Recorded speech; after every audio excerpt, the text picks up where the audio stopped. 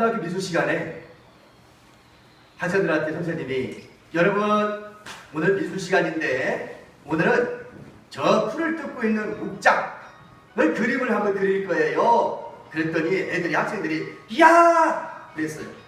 자 그래서 이제 주어진 시간에 그림 하나씩 그려갖고 제출하라고 그렇게 이제 이야기를 했습니다. 그래서 이제 열심히 이제 아이들이 그림을 그렸어요. 시간이 흐르더니 그림을 다 그리고 난 다음에 각자 그린 그림을 이제 선생님에게 다 제출을 했습니다. 그런데 이 사부장이 말이요. 그림을 제출하라고 그랬는데 백지만 딱 갖다 주는 거예요. 선생님한테 아무것도 안 그리고. 그래서 선생님이 물었습니다. 야 사부장아 도대체 너는 뭔 그림을 그린 거니? 백지 상태니까 아무것도 안 그렸으니까. 그랬더니 이 사부장이 이렇게 이야기합니다. 선생님 풀을 뜯어먹는 소요 그랬어요. 아무것도 없는데 백지 상태인데 풀을 뜯어먹는 소요라고 그렇게 불렀어요. 그래? 그러면 풀은 어디 있니? 풀이 하나 없잖아. 풀은 어디 있니? 그랬더니 소가 다 뜯어 먹었어요. 그래? 좋아. 그러면 소는 어디 있냐? 하라. 소는 어디 있어? 풀을 뜯어 먹었으니까 없다고 치자. 그럼 소는 어디 있니? 그랬더니 이 사부장이 뭐라고 그러냐면 이렇게 이야기합니다. 선생님은 참 소가 다 뜯어 먹었는데 여기 있겠어요? 그랬답니다. 할렐루야. 어느 사회이든요, 어느 공동체든지 간에 사람이 살아가는 곳에는 말이요, 이렇게 엉뚱한 사람들이 간혹가다 한 명씩 있어요. 이런 엉뚱한 사람들 때문에 이 세상이 재미가 있을지 모르겠습니다. 그래서 문제는 말입니다. 이런 엉뚱한 사람이 긍정적인 면에서 엉뚱한 사람이면 좋겠는데 부정적인 면에서 엉뚱한 사람이 있으면 참 힘들어요. 네? 정말 긍정적인 차원에서 우리가 좀 엉뚱한 사람이 있으면 얼마나 좋겠어. 그리고 함께 웃기도 하고 이렇게 좀 즐거워할 수 있잖아요. 그런데 부정적으로 엉뚱해가지고 사람의 마음을 긁어내고 사람의 마음을 아프게 만들고 이렇게 하면 참 괴롭죠. 분위기를 많이 깨트려버리고 마는 겁니다. 최근 어떤 사람과 식사를 하는 가운데 조그만 하나 사업체를 하나 경영하는 사람을 만나서 식사를 하게 됐습니다. 근데 하나의 사업체를 경영하고 있으니까 그 안에도 조부모들이 있겠죠. 일꾼들이. 그 안에는 여러 명의 일꾼들이 있는데 일꾼이 사장으로서 일꾼들을 바라보는데 그 일꾼들 중에는 예수 믿는 사람들이 반 이상이 예수 믿는 사람들이었어요. 근데 이 사장님이 가만히 바라보니까 예수 믿는 사람들이 일꾼이 되어져서 좋겠다 해서 뽑았더니만 일 시켜서 가만히 하는 모습을 보니까 영 아닌 거야. 아니 무슨 저런 게 무슨 예수 믿는 사람이야. 뭐 이러는 거지. 자기는 교회 다니는 사람이 아닌데 이 사장님은 네? 아니 저게 무슨 교회 다니는 사람이냐고. 그러면서 내 앞에서 막 실토하는 거예요. 아니 교회 다니는 사람이 저 모양이야. 그런 소리 들을 때 제 마음에 물발을 물겠더라고요. 그래 그 자리에서 제가 사과했습니다. 내가 사과해줘 어떻게 해요? 목사님 내가 나라도 사과를 해야 될 것 같다는 생각이 들어서 제가 몸둘바를 불러서 제가 대신 사과했습니다. 목사로서 정말 내가 목사는 부끄럽고 또 목사로서 성도들을 바르게 가르치지 못한 책임이 나한테 있기에 제가 오히려 내가 사과를 했습니다. 이 상황에서 뭐라고 했어요? 근데 그 모습을 가만히 보면 저는 그 생각을 해봤어요. 오늘 그리스도인들이 저 사회에서 세상 속에서 정말 빛을 발하고 있지를 못하고 많은 사람들에게 실망을 주고 있구나. 그런 생각이 들면서 마음이 아팠어요. 저는 그래서 그런 마음이 좀 들었습니다. 정작 이 땅에 살면서 내가 성자라는 소리는 듣고 싶은 생각이 있지만 쉽지 않잖아. 그렇죠? 그러나 적어도 나는 이 생각이 들어요. 살면서 적어도 성자라는 소리를 듣지 못한다 할지라도 금방 이야기했던 것처럼 아니 무슨 교회 다니는 사람이 졌다고요. 그런 소리만 안 들어도 나는 이 땅에서 그리스도인으로서 삶을 살았다라고 나는 얘기할 수 있을 것 같아요. 여러분 동의하십니까? 정말로 예수 믿는 사람은 저래야 돼. 아이고 저 사람 같으면 예수 믿겠어. 설령 정말 그런 사람이 못된다 할지라도 정말 거꾸로 뒤집어서 교회 다니는 사람이 뭐 저분이 아니야. 아이고 저게 교회에 내는 뭐 나는 한다고. 그런 소리만 듣지 않게만 살아도 나는 성공했다고 봐요. 요즘 같은 세상에. 할렐루야. 성자라는 소리를 들으면 얼마나 좋겠어요. 그냥 그렇게 살지 못할 바에 손가락질 당하고 그런 지탄도 안 받았으면 좋겠어요. 그럼 왜 그리스도인들이 그러면 이 사회 속에서 이렇게 많은 사람들에게 실망을 줄까요? 도대체 뭐 때문에? 여러분 많은 이야기를 할 수 있을 겁니다. 근데 저는 하나님의 사람이라고 하는 나 자신의 정체성, 나는 어떤 존재입니까? 나는 어디에서 왔으면 내가 어떻게 살고 나는 어떻게 살다가 갈 것인가 라고 하는 자신의 정체성을 알지 못하기 때문이라고 저는 봅니다. 저는 오늘 설교 제목을 그렇게 잡았습니다. 당신은 하나님의 사람입니다. 지난 우리 인사를 그렇게 했죠. 당신은 하나님의 사람입니다. 정말로 내가 하나님의 사람이라고 하는 것을 우리가 정체성을 분명히 인지하고 살아간다면 내가 사람들과 더불어 살아가면서 내 행동거지가 조심스러울 것 같고 내 언어도 한마디 한마디라도 조심스러울 것 같고 내가 분노가 치며 올라와도 때로는 통제가 가능할 거라고 보여져요. 나는 누구라고? 하나님의 사람이라고. 나 하나님 믿는 사람이니까 하나님 사람이잖아. 근데 그 생각을 안 하고 살아요. 그러고도 차라리 교회 얘기를 하지 말고 자기는 교회 다닌다고 얘기하지 말든지 차라리 그럴 얘기 그렇게 자신 없으면 말이야. 여러분 하나님의 사람이라는 이 칭호는요 구약에서는요 특별한 사람에게나 선지자들에게만 붙여졌던 호칭이었습니다. 예를 들어보면 모세 신명기 33장 1절 말씀 보면 하나님의 사람 모세가 죽기 전에 그렇게 표현한 것입니다. 하나님의 사람이라고. 다윗을 이야기합니다. 역대하 8장 14절 말씀 보면 하나님의 사람 다윗이 전에 이렇게 명하였습니다. 선지자들에게 붙여진 이름입니다. 사무엘상 9장 6절에 보면 이 성에 하나님의 사람이 있는데 존중인 여김을 받는 사람이라 사무엘을 가리켜서 그렇게 불렀어요. 하나님의 사람이라. 열왕기상 12장 22절 말씀 보면 하나님의 말씀이 하나님의 사람 스마야에게 임하여 가라사대 스마야를 가리켜서 하나님의 사람이라고 불렀습니다. 엘리야 열왕기하 18장 우리가 좀 읽었던 것처럼 엘리야에게 이르되 하나님의 사람이여 라고 이렇게 말합니다. 그런데 구약 시대에는 하나님의 사람이라고 하는 말을 붙일 때는 특별한 사람이라 이런 선지자들에게 붙여졌습니다. 그러나 신약에 와서는 신약에 와서 사도 바울이 특별한 사람에게만 이 호칭을 쓰지 아니하고 오늘 믿는 모든 사람들을 가리켜서 이 말씀을 사용합니다. 예를 들면 디모데후서 3장 17절 말씀 보면 이는 하나님의 사람으로 온전케 하며 모든 선한 일을 행하기에 온전케 하려 함이니라. 디모데전서 6장 11절과 12절 말씀 보면 오직 너 하나님의 사람아 이것들을 피하고 의와 경건과 사랑과 인내와 온유를 쫓으며 믿음의 선한 싸움을 싸우라 영생을 취하라 이를 위하여 네가 부르심을 입었고 많은 증인을 위해서 선한 증거를 증거하였도다. 너 하나님의 사람. 그렇습니다 여러분. 구약시대에는 특별한 사람, 특별한 선지자들에게 붙여졌던 이 호칭이 이제는 우리 모든 믿는 사람들에게 하나님의 사람이라고 그렇게 붙여주고 계십니다. 그러므로 여기 계신 저와 여러분은 모두가 다 하나님의 사람인 줄로 믿습니다. 하나님의 사람으로 부름받은 줄로 믿습니다. 여러분의 존재 이유는 뭐예요? 하나님의 사람, 하나님의 사람. 그렇다면 하나님의 사람은 어떻게 살아야 할까요? 하나님의 사람.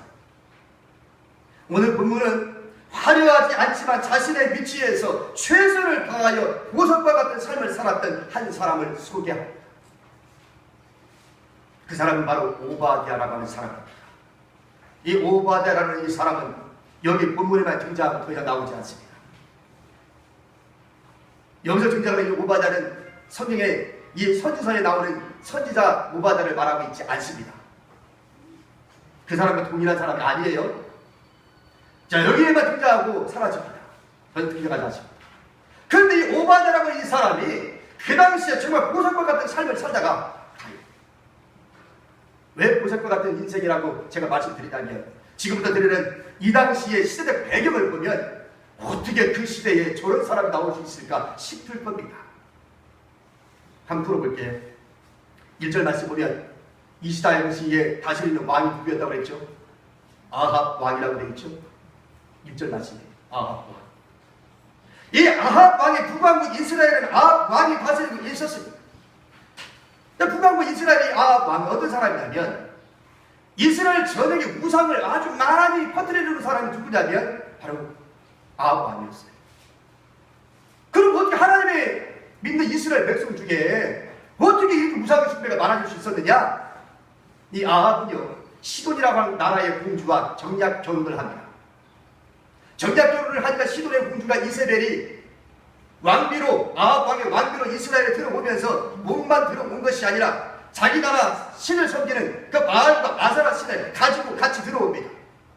그래서 이스라엘의 왕비로서 들어오면서 이스라엘 전역에 바알 신과 아세라 신을 섬기도록 그렇게 조치를 해요.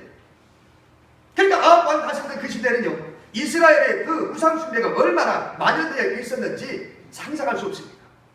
심지어는 그 우상 숭배를 강하게 밀어붙이기 위해서 그 당시에 이스라엘에 퍼져 있었던 선지자들을 무참하게 죽여버렸어요. 그 부분이 좀 있어 나옵니다. 무참하게 죽여버렸어요.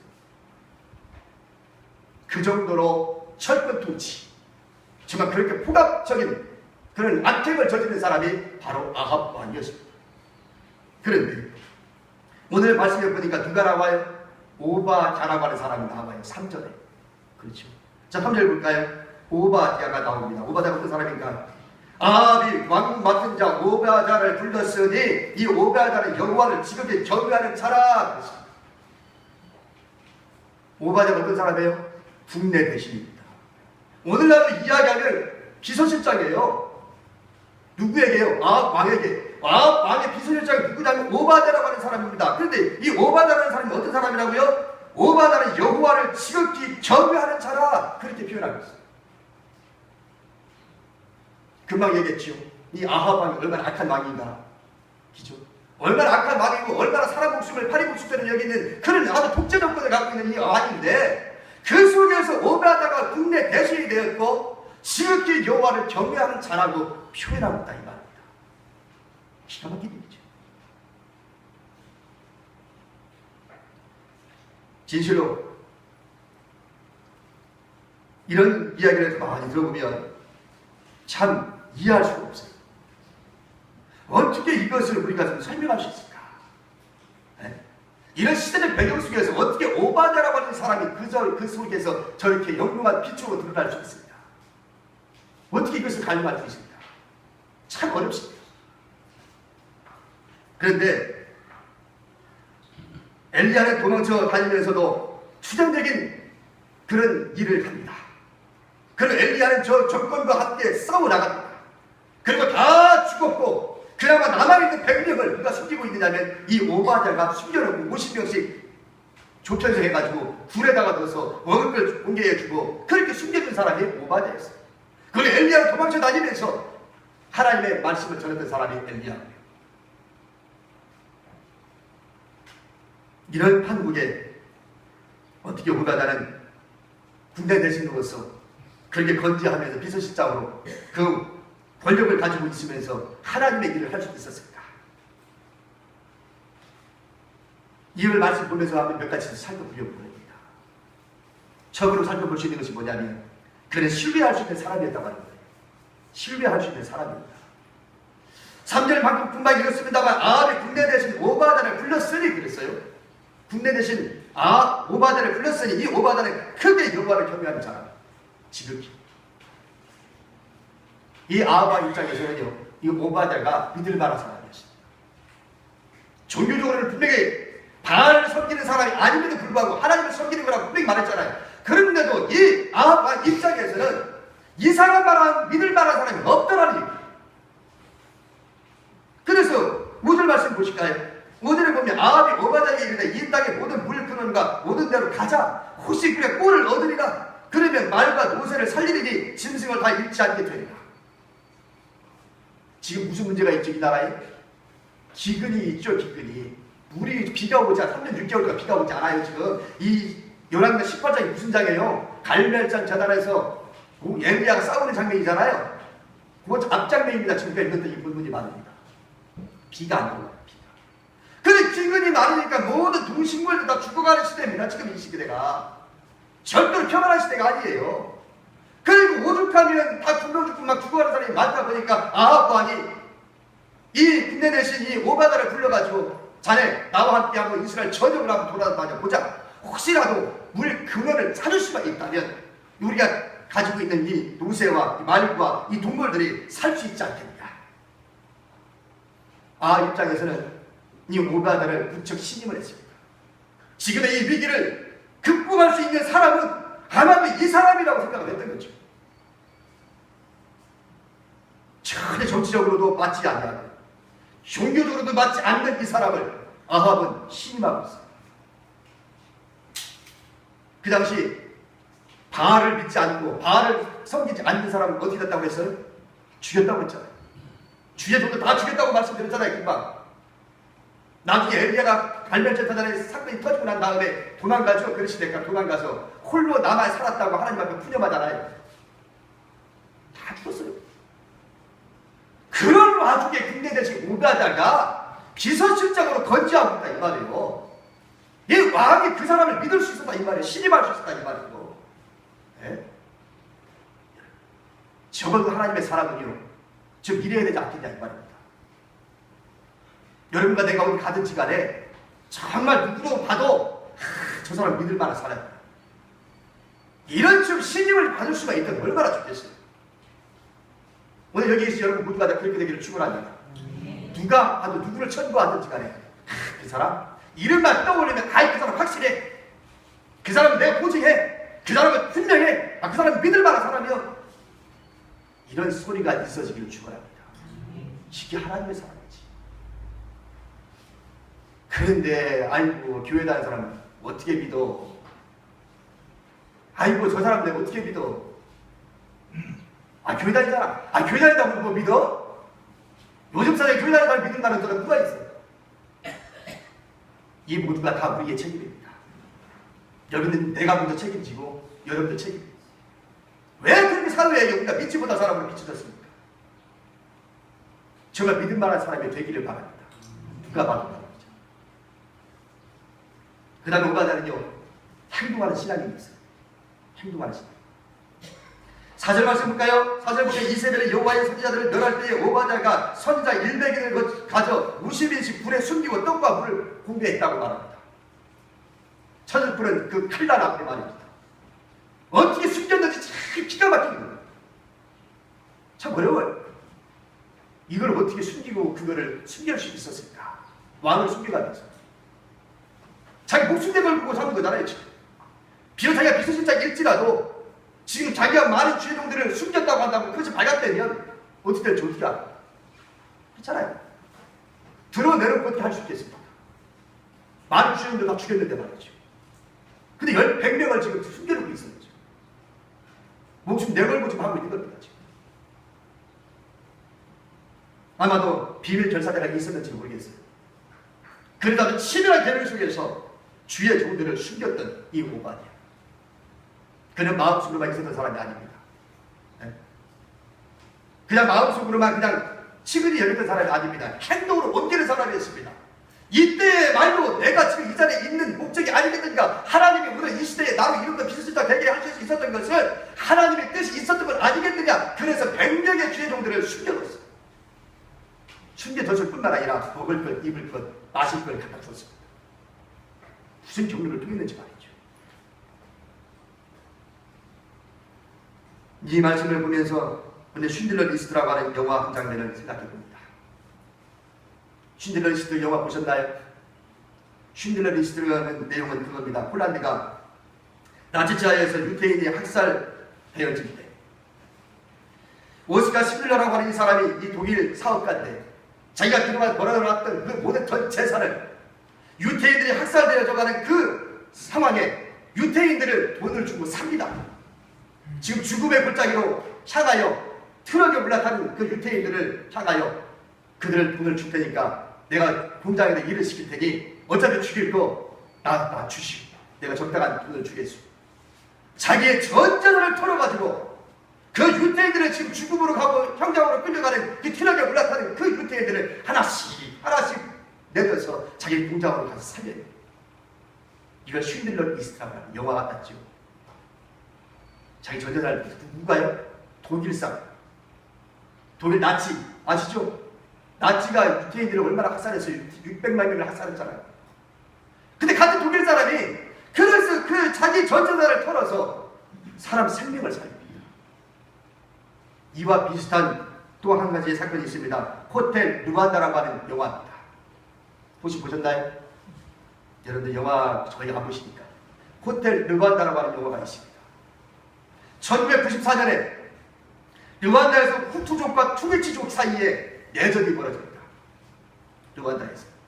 지금 중동에서 마침 내전이 일어나는데 이 내전이 일어나가지고 그 갈등 때문에 폭발한 후투족의 투게치족을 죽이는데 학살하는데 겨우 100일 만에 80만 명이라고 하는 사람이 죽어요.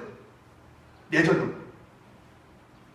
근데 이 와중에 밀 콜린드 호텔 지배인입니다. 밀 콜린드 호텔 지배인 폴 루세사바기나가 1000명이 넘는 투리치족을 호텔에 수용을 해가지고 구출해야 됩니다. 80만 명이 죽어가는 그 시대에 자기의 전설을 털어서 자기가 경영하는 호텔 지배인이니까 그 죽어가는 1000여 명의 그 사람들을 호텔에 투숙하게 만들어서 살려냅니다. 쉰들러 리스트하고 거의 비슷하죠. 예. 뿐만 아니라 이 오바다는 이 사람들처럼 오바다 역시 동굴에 수개 100명의 선지자들에게 물과 음식을 제공해 주면서 자기의 목숨을 걸고 주의 종들을 살려내요. 무엇이가 휘둘러져. 엘리야 한 사람을 살리기 위해서 사렙과 과부 한 사람을 하나님 준비시켜서 엘리야를 살리죠. 그런데 이 엘리야 한 사람을 살리기 위해서 사렙과 과부 한 사람을 하나님 준비시켰는데 오늘 오바다는 100명의 주의 종들을 살려내는 데에 사용을 합니다. 오바다의 이야기에서 우리는 매우 중요한 도전을 우리는 받습니다. 세상이 약할 때 그 속에서 하나님의 사람을 어떻게 살아야 하는지 말이죠. 이런 세상 속에서 우리는 어떻게 살아야 하는지를 이 말씀 속에서 우리는 얻을 수 있는 하나님의 음성이 있습니다. 시조 하나를 한번 읽어볼까요? 까마귀 우는 곳에 백루야 가지 마라. 성낸 까마귀의 흰 빛을 세울세라. 청강의 조이 씻은 몸을 더럽힐까 하더라. 어제 말 들어보시죠? 정웅주의 어머니가 이성계의 병문안을 가는 아들을 말리면서 옹주야 가지 마라. 너 이성계한테 가는 날은 죽는다. 가지 마라. 그렇게 말리죠. 근데 정웅주가 어머니의 그 말리에도 불구하고 가요. 그런 병문안을 마치고 이제 집으로 돌아오는 길에 그 아들 이방원이 보낸 자객에 의하여 암살당하고 맙니다.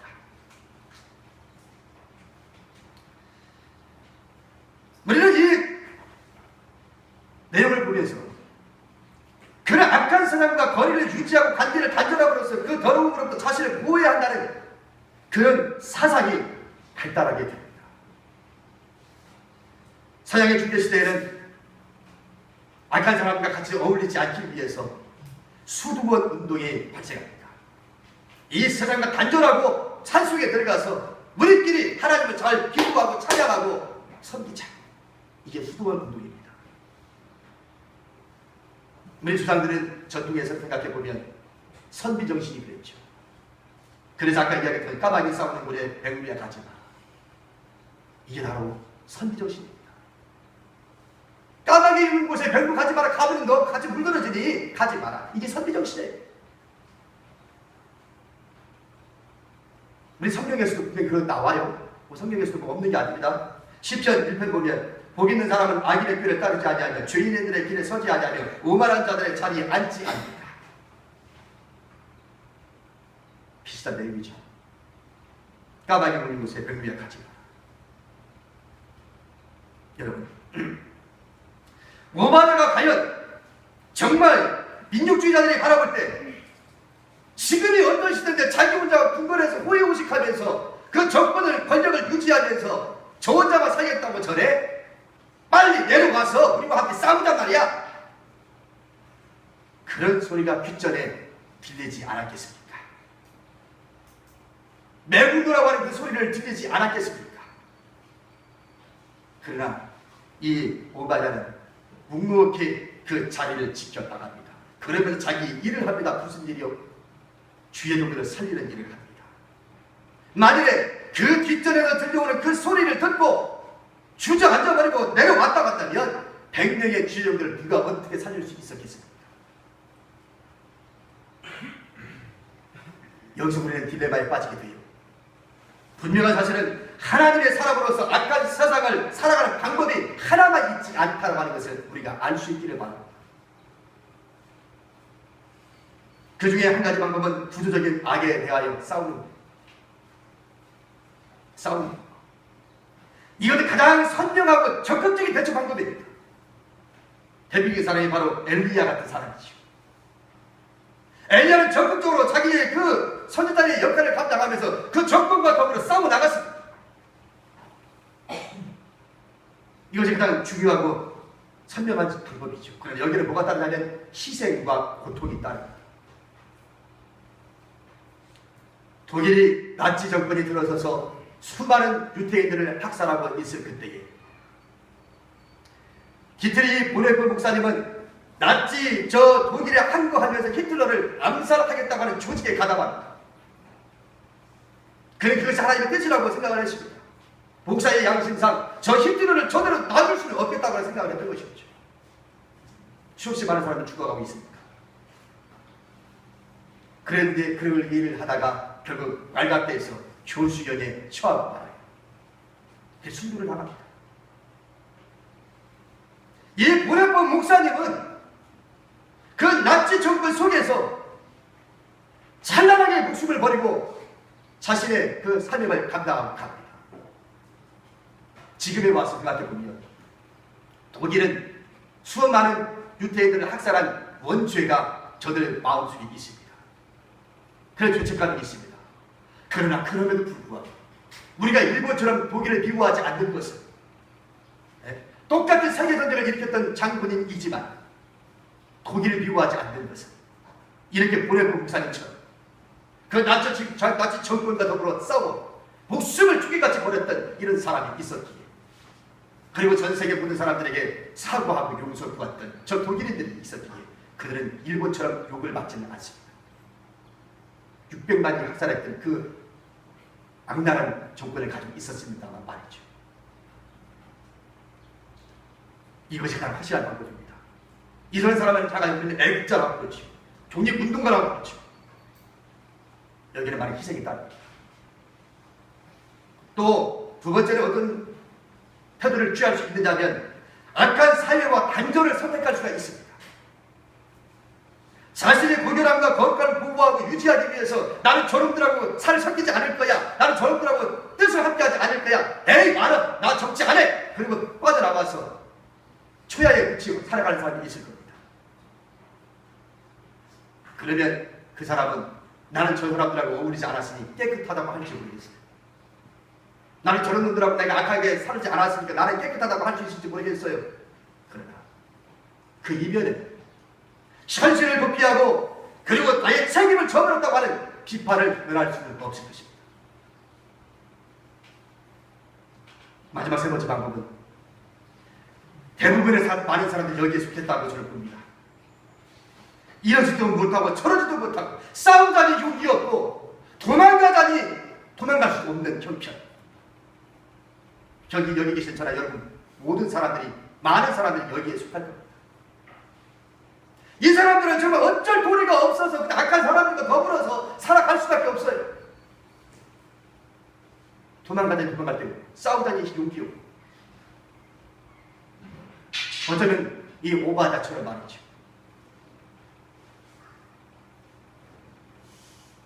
그러나 그 속에서 얼마나 힘들겠어요.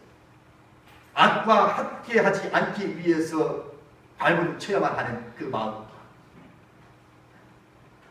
떠나지 못한다고 하는 그 죄책감, 이런 것들이 복합적으로 얽히고 설키고 그리고 이 세상에서 그냥 더불어서 살아갑니다. 그러나 그럼에서도 불구하고 이 세상에서 내가 어떻게 하나님의 사람으로 살아야 할 것인가라고 하는 고민하며 살아갑니다. 이것이 굉장히 중요한 것이죠. 결혼을 맺을까 합니다.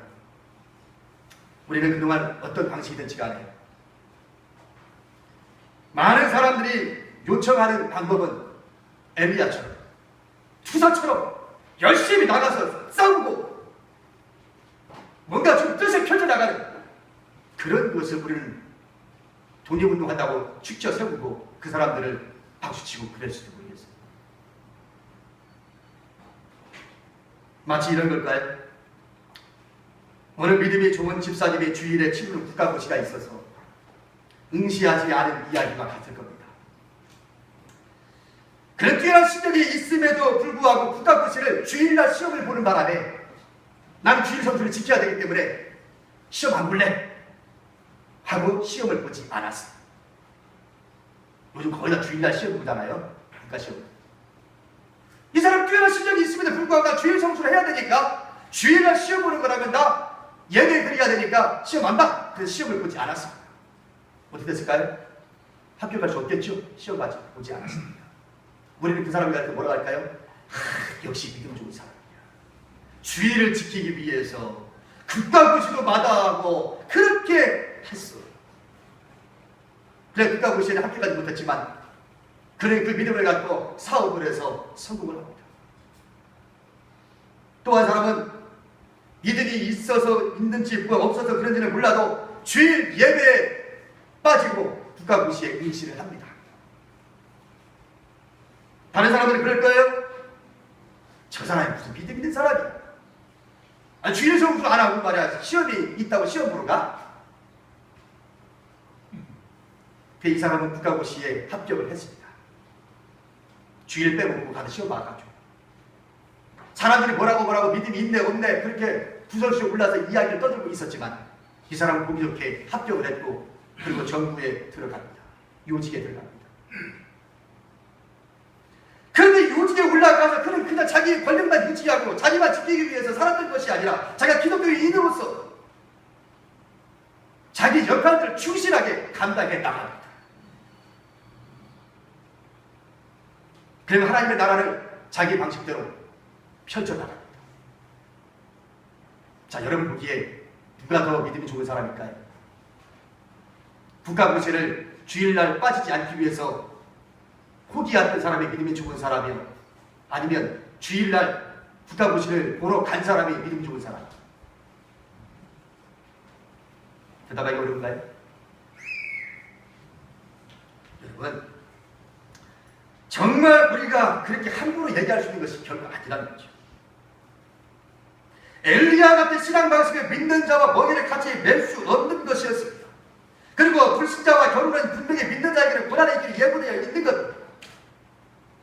따지고 보면 말이죠. 원칙대로만 주장한다고 한다면 그럴 수밖에 없어요. 그러나 에스더 볼까요? 에스더는 바사의 왕 아하수에로 왕과 결혼했습니다. 율법에 의하면 맞아요? 틀려요? 틀려요. 율법에는 절대 이방 사람과 결혼할 수 없습니다. 근데 에스더는 어떻게 했어요? 이방의 왕과 결혼했어요. 그러면 믿음이 좋은 사람이에요? 안 좋은 사람이에요? 믿음이 좋은 사람이 안 좋은 사람이에요? 좋은 사람이에요? 안 좋은 사람이에요? 대답하기 곤란하죠? 그런데 그 에스더 때문에 이스라엘 민족이 살아요. 있습니까? 하만이라고 하는 사람이 이스라엘 민족을 전멸시키기 위해서 장대를 높이 달고 어느 날 어느 시 결정해갖고 그 나라를 말살시키려고 하는 그 시대에 누구 때문에 살아요? 에스더 때문에 살아요. 그래서 불임절이 만들어지잖아요. 자, 결론을 맺겠습니다. 어떻게 살 것인가? 이 악한 세상에 정치, 경제, 사회 모든 분야 속에서 혼탁한 이 세상에 하나님의 사람으로서는 우리가 어떻게 살 것인가? 겉으로 막아주고 저 사람 믿음이 있네 없네 이것이 아니라 각자 주어진 자리에서 내가 하나님의 사람이라고 하는 그 분명한 정체성을 가지고 주어진 일터에서 열심히 하나님의 사역을 감당하는 바로 이것이 주님이 기뻐하시는 말씀인 줄 믿습니다. 저 사람 믿음이 있다 없다가 아니라 정말 그 속에 예수의 정신을 가지고 하나님의 사람이라고 하는 그 정신 갖고 살아가고 자기의 처지에서 자기의 위치에서 예수 믿는 사람이 뭐 저려? 이런 소리 안 듣고. 그럼 맞아. 저렇게 살고 얼마나 좋겠어. 그것은 하나님의 사람이라고 하는 분명한 자기 정체성을 가질 때만 가능한 것입니다.